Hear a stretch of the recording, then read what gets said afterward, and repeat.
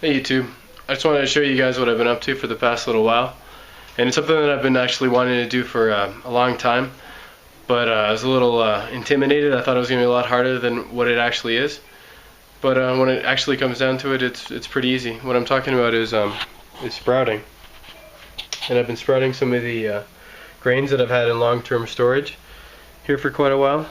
This right here is wheat. And I opened this up. This is the wheat. I opened this up a little while ago, and I packaged that on January 19th, 2009. And I used the dry ice method. A lot of people said that you can sprout grains which have been long-term stored like that, but it's, as you can see, it's obviously untrue. And basically, a lot of health benefits to sprouting. If you eat normal grains, beans, basically you're not getting all the nutrients that you can get. Once you turn it into a sprout, which is basically a vegetable, it increases by many times the amount of vitamins that you're getting. It also decreases the fat, and I can see a lot of advantage to it in a survival situation. Basically, if you're, even sailors, Chinese sailors before used to take mung beans, which is what these are, on their ships, and they would sprout them. Instead of the English tradition of eating limes, they would eat these, and that would give them the required vitamin C. Because if you just eat cooked grains, it's not going to give you everything you need. So these are the mung beans in their dry state. You can get them at any kind of food co-op, grain store, feed store. I got them at Central de los Bastos. I don't know if you saw the video that I made about that. And there's a few different methods to sprouting. This is the first way. This is what most people start out with, and I've only been doing it for a few days, but I started it out like this, and I can see there's a lot of disadvantages to it already. Really, there's not enough airflow in this, and it's kind of gooey inside. I could see how it could create maybe a lot of bacteria like that.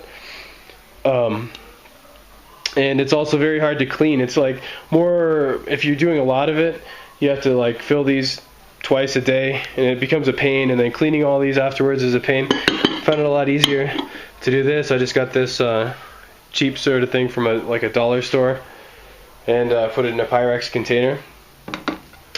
Or this is the big one. I was probably going to use this to make grain to make sprouted bread and to feed my animals.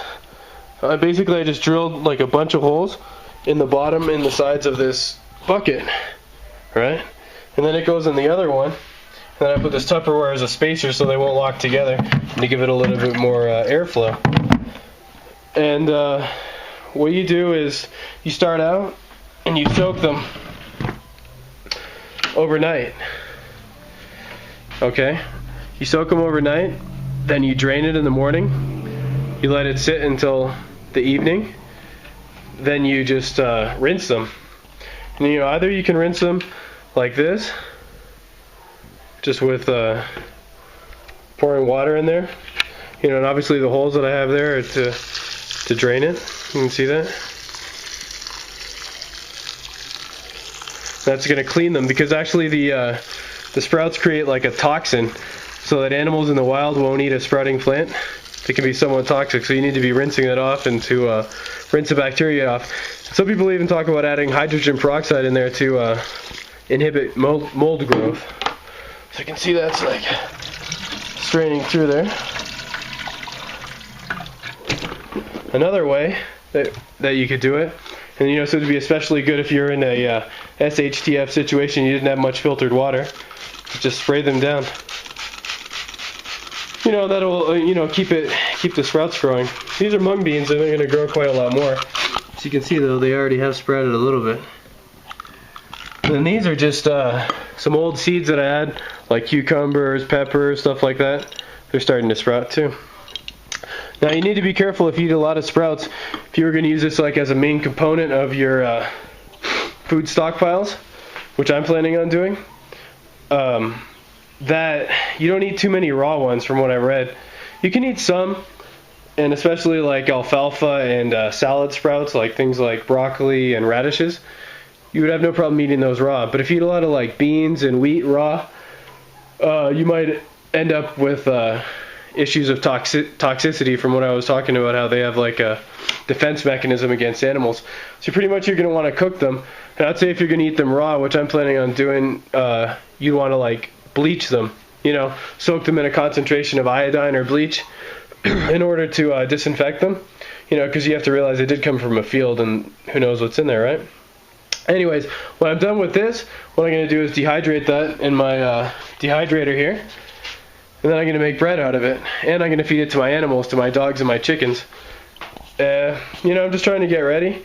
There's been 4 earthquakes here in the past 4 months, over magnitude 6. You know, it's time to start stepping up your preparations.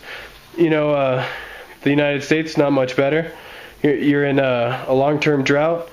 And also you're looking like there's going to be a race war, a civil war soon, which I've been talking about for a long time. And I'm pretty sure a lot of people discounted my videos.